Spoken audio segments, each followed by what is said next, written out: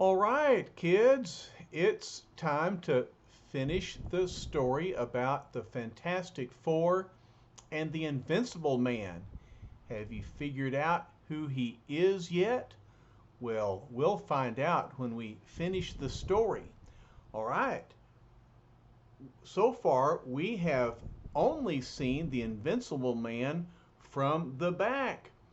We've seen his hood and his green costume and his gold belt and boots and his gloves.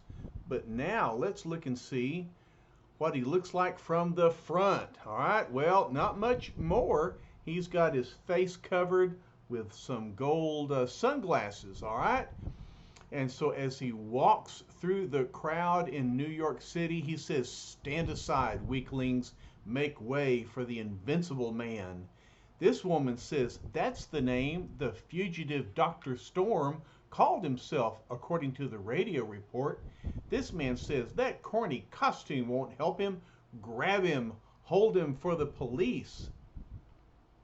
Bah! See how easily I can prevent any of you from attacking me by means of my invisible force field. And so he extends a force field against them, and they cannot move to attack him. And then when I weary of that, I can surround myself with a protective flaming fence. For I possess all the powers of the Fantastic Four and far more besides. Well, the Fantastic Four show up and Johnny says, "Dad, stop. You don't realize what you're doing." And the Invincible Man says, "Ah, I see you have finally found me." Johnny flames on and he says, "I'll draw the flaming fence into myself, Sue, while you reason with him." Sue says, "Dad, tell me, why are you doing all of this? And how did you manage to gain powers similar to ours?" He says, "Similar to yours? Fools, they far exceed yours." The Thing says, "Look, Doc, you're our partner's dad. We don't want to hurt you, but you can't keep acting like a professional nut." And then the Invincible Man says, "You dare speak that way to me? Kneel, you buffoon. Kneel to the Invincible Man." And he strikes the Thing, and the Thing goes down on one knee. He says, "Holy cow, his arm feels as strong as mine." And then Mr. Fantastic gets involved. He says, "Don't force us to fight you, Dr. Storm. You've got to listen to reason. You can't run amok through the city this way. You need help. You're a sick man." And Mr. Fantastic wraps his arms around the arms of the Invincible Man. But then he says, "Sick, am I, Richards? I'll show you how sick I am." And then with his strength, he just tosses him away. He said, "I warned you of my power, but you chose not to believe." Mr. Fantastic thinks he is as strong as the Thing, but how? "Lucky my body is pliable, or the impact might have floored me." Instead, the impact just kind of wraps him around that street pole. Then he thinks, what could have changed Dr. Storm into a murderous menace?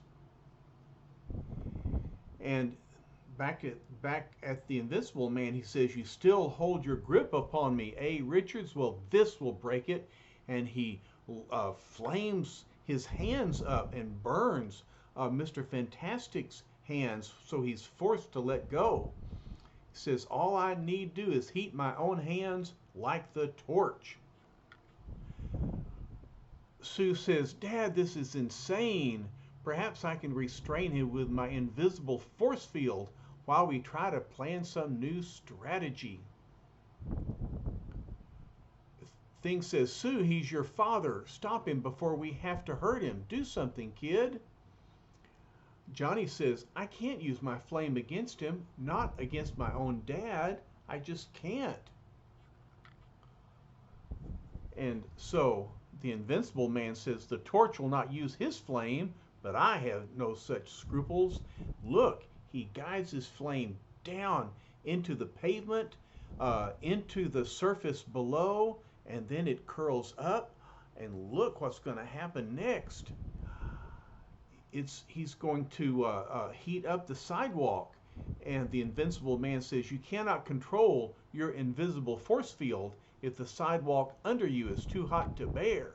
The thing says, I'll get you, Sue. So he moves Sue out of the way of the flame.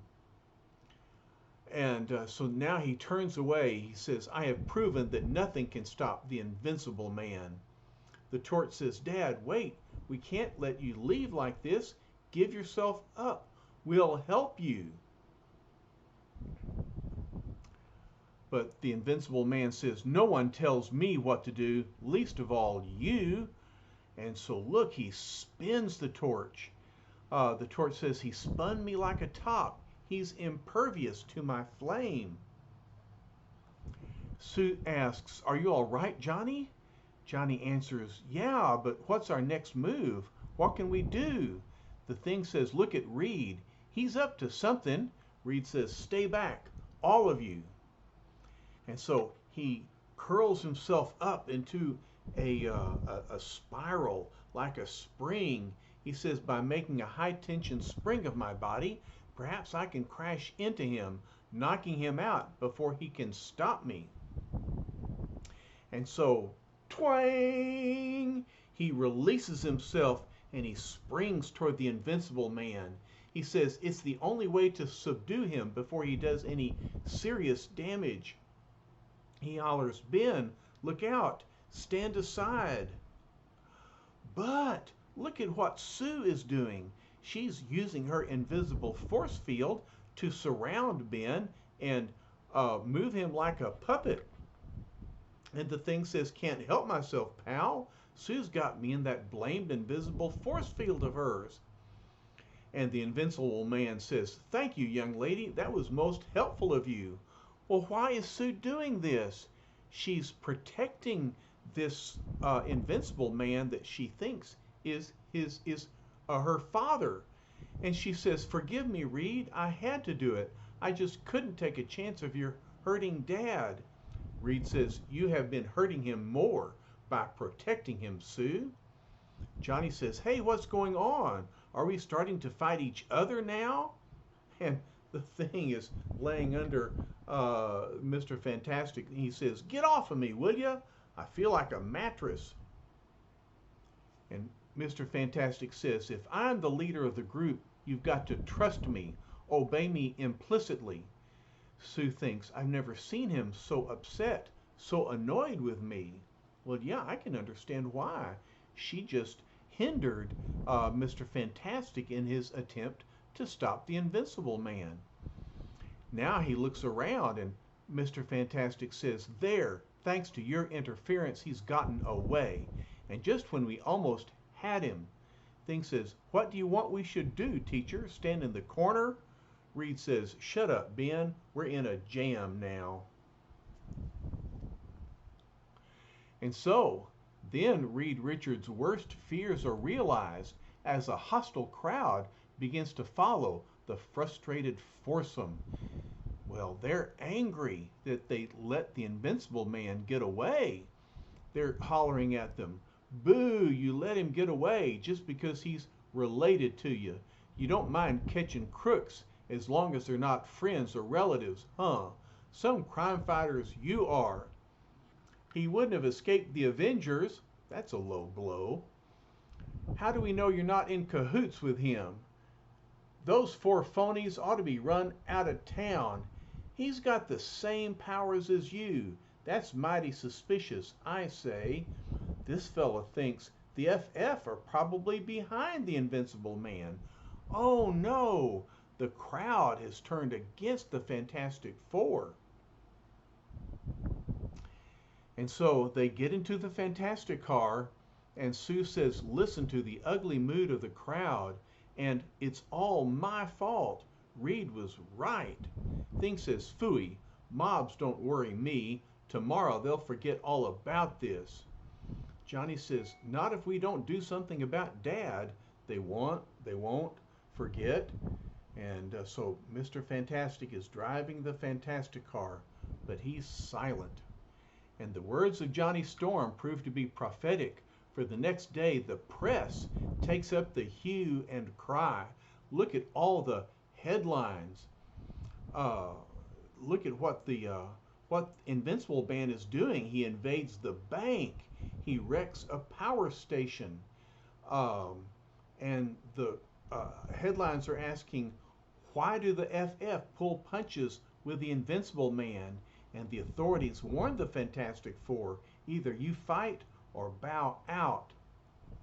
Later, atop the Baxter Building Tower Suite, the Thing says, boy, this, whoops, this business of being the idol of millions ain't what it's cracked up to be. Sue says, there's only one thing to do. I've got to resign from the FF. Johnny says, you and me both, sis. We're no good to Reed anymore. He'll be better off without us. I'd better go in and talk to him. Johnny says, Reed, Sue and I have been thinking. The best thing to do is... And Reed says, you two have done enough thinking. I'll handle that department from now on. You get ready for action. We've got work to do. And look at Reed. He's looking inside this viewfinder of this great machine. What is he seeing? What is he learning? Johnny says, you mean you still want us after all that's happened?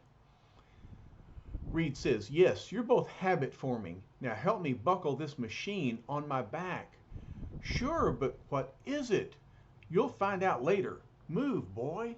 And so he's got this machine on his back. What's that machine going to do? He says, now listen, all of you, your rest period is over. Where has the Invincible Man last been sighted? Johnny says, at the World's Fair. Well, don't just sit there. Let's go. Thing says, hold it, Stretch. What in the ding-dong Sam Hill is going on here? Reed says, stow it, Ben. I'm through explaining. You three are going to learn to follow orders, blindly if need be. Now let's get to that fair. Look at him. He's so grim. He's so determined. And then exactly 20 minutes later, they're at the World's Fair, and there's the Invincible Man. He says, so you haven't learned to stay away from me yet. Or perhaps you came to see the exhibits. If so, here's one you can have for free. And he tosses this giant metal exhibit at them. And Reed says, look alive, Ben. Hurl that mechanical display back at him. Thing says, okay, but stop shouting, String Bean. You want to make me neurotic? Whap! There, let him chew on this for a while. And he swats the mechanical apparatus and it flies back at the Invincible Man. But look, he just throws up his invincible force field. Whoomph! He says, have you forgotten so soon that I possess the power of Sue's invisible force field? Reed says, we've forgotten nothing. I now possess the power to destroy you. Sue says, Reed, no, he's still my father. Johnny says, don't do it, Reed. Reed says, he's not your father. I know at last who he really is, and I know how to beat him. Okay, last chance. Do you know who the Invincible Man really is? Well, we're about to find out. Reed says, this is an ultrasonic radio transmitter I'm holding. I have it beamed to your home galaxy. I'm contacting them now, telling them to return the real Dr. Storm or we'll fight you to the death. He says, no, no, you couldn't have found out. You couldn't. Reed says, we could and did. Once again, you made the fatal mistake of underestimating the human brain, or at least Reed Richards' brain. So startled is their foe that Reed manages to land a crushing blow before he can react. Reed says, you thought you could discredit us, making us not fight you by posing as Dr. Storm, didn't you? And the Invincible Man answers, yes, but now there is no more need for disguise. Now I can be myself again. I can dissolve this accursed human disguise. Are you ready for the big reveal? Sue realizes it's the Super Scroll. Did y'all realize it? Did y'all figure it out? I bet you did. He says, of course, witless female, did you think my home planet would allow me to be trapped in that volcano forever? You remember now the story of the Super Scroll and how at the end he was imprisoned in the volcano. But of course, we saw him escape. And Sue says, but what about my father? Reed says, don't worry, dear. They're going to return him to Earth to trade him for the Super Scroll. See, they started the prisoner exchange.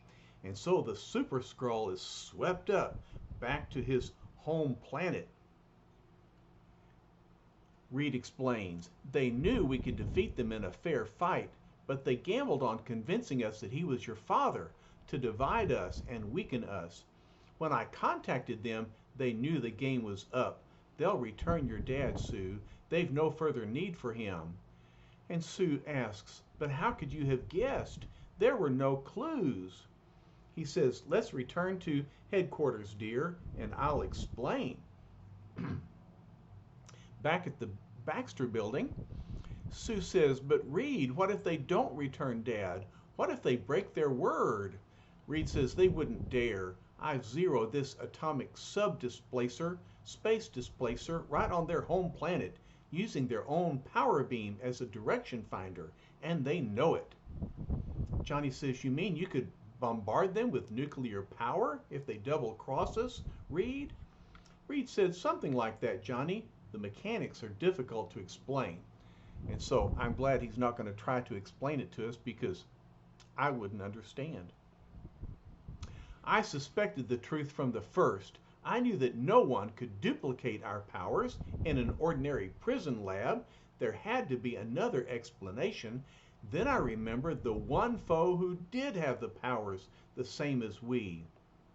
And so he's checking this map. He says, I've got to recheck the island where we imprisoned the Super Scroll last year.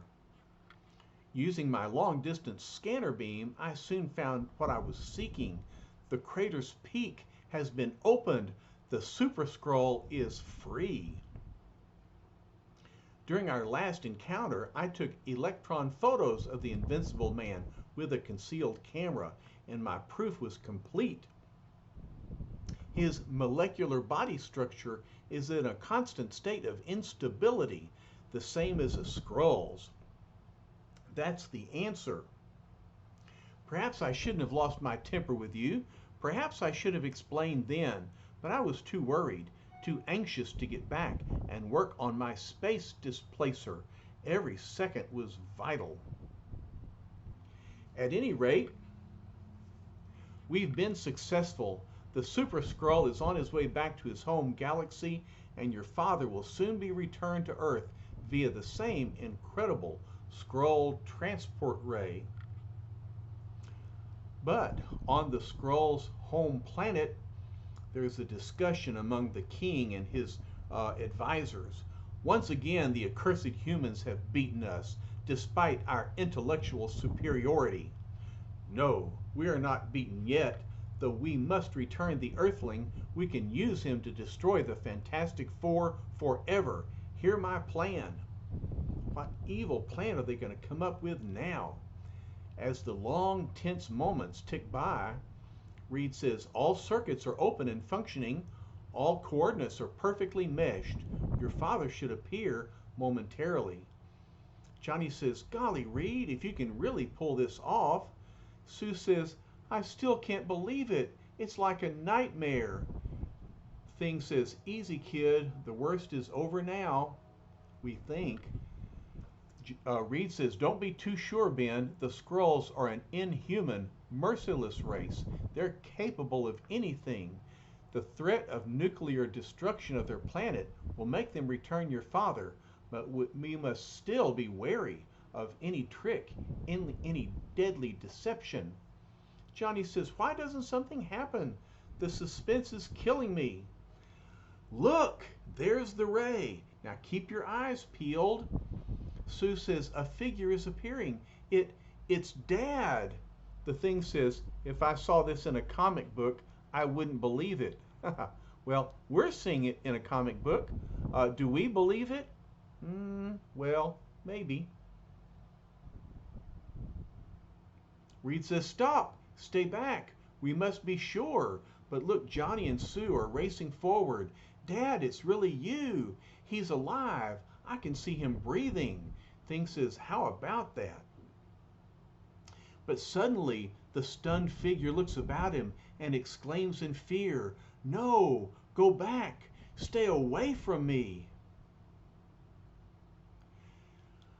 Dad. And look, he turns his face downward toward the floor, but there's a great explosion. What happened? Johnny asks the same thing. What happened to him? Reed says, just as I feared. The Skrulls made a living booby trap of him. Sue says, oh no, he isn't. He isn't. Thing says, get a grip on yourself, kid. He's had it. Reed realizes they strapped some sort of high-impact explosive beam to his chest. If he had merely looked at us, we'd have received the full deadly charge, and he'd have survived.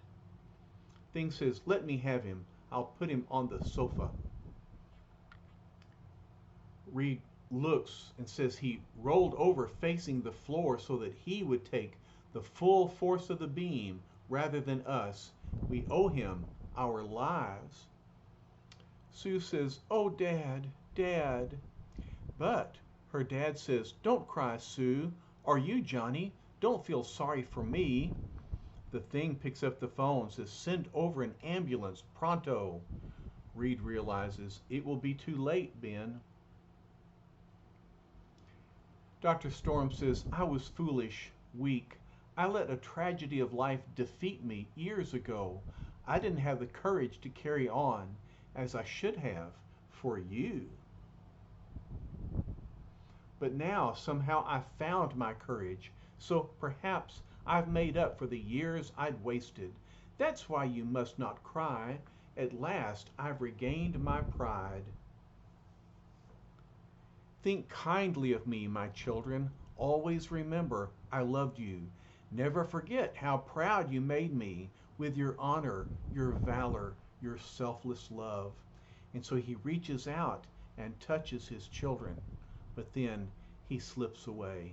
Says, my life has been lonely all these years, but now I'll be lonely no more. Do you hear? I'll be lonely no more. And as he passes away, he says, I'm going to join my beloved Mary. Sue says, Dad. Johnny realizes he's gone. Here comes some policemen. Richards, what's going on here? There was a report of an explosion. Do you know anything about it? Reed says, come in, officers. I can explain. The policeman says, I don't take much stock in what the papers say about you. I know the great things you've done in the past, but you've been acting mighty strange lately since this Invincible Man business. Reed says, you need worry about that no longer, Captain. The case is closed. So the captain looks over Reed's shoulder and says, say, that's him on the bed, or is it? Reed explains, Captain, that is the late Dr. Franklin Storm, one of the finest, bravest men I've ever had the honor of knowing. The captain, in respect, takes off his cap. He says, how did it happen, Richards? I'll give you a full account later, but for now, let us say that he died a hero. And so the editor closes by saying, and so another chapter in the lives of the Fantastic Four comes to a close. The editors feel this is not the time nor place for advertising our next issue, so let us merely say farewell for now as we leave our silent friends alone with their grief. So a very touching note of sympathy and respect for Johnny and Sue as they grieve the passing of their father. He died a hero, even though he had lived with disrespect and failure. So, when the comic talked about the death of a hero, we thought it might be one of the Fantastic Four, but no, it was talking about Dr. Storm. All right, well, I don't mind talking about the next story that comes our way. What will it be? What danger will the Fantastic Four face next? Look! It's the return of the Submariner, but this time the fabulous FF, for the very first time, they're all fighting on the side of the Submariner. What would cause the Fantastic Four to fight for the Submariner? Well, it's a new foe undersea, a villain named Atuma. Well, that's a great story, and we'll take it up the next time I bring you an adventure from the Fantastic Four. Well, I hope you enjoyed The Invincible Man. I love y'all very much. Bye-bye.